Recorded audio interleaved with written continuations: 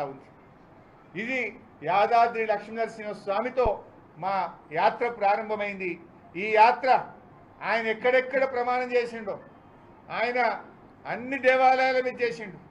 Medak church మీద చేసిండు, Jahangir peer దర్గా మీద కూడా చేసిండు. అన్ని చోట్ల పోతాం, అన్ని చోట్ల కూడా తప్పకుండా దేవుళ్ళని ప్రార్థిస్తాం.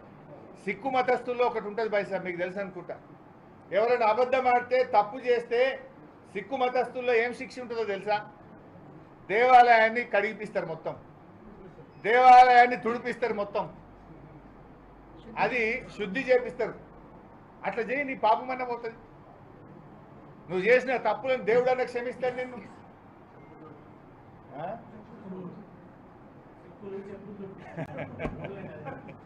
సో ఇది దయచేసి మీరు గమనించండి.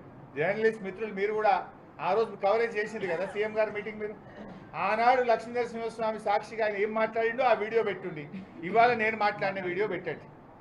ఇవాళ వాళ్ళ మంత్రులే చెప్తున్నారు కదా బై సార్. బట్టి విక్రమార్క ఉప ముఖ్యమంత్రి గారు ఏమంటుంది తెలుసా? మేము ఇచ్చినాం కానీ బ్యాంక్ వాళ్ళు ఇస్తలేరు అంటాడు. వెరైటీ ఉందని ఇల్లుగా. ఉప ముఖ్యమంత్రి ఏమో మేము రుణమాఫీ చేసినాం, బ్యాంక్ వాళ్ళు ఇస్తలేరు అంటాడు. పొంగులేటేమో ఆయన ఇంకా 12,000 కోట్లు ఇచ్చేది ఉంది అంటాడు.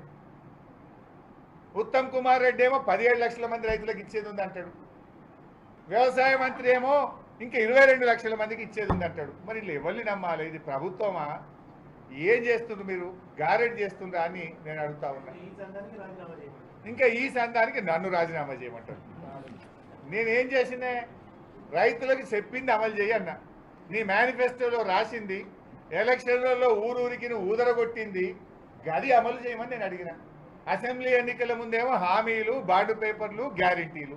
పార్లమెంట్ ఎన్నికల ముందేమో దేవుళ్ళ మీద ఓట్లు. ఇప్పుడేమో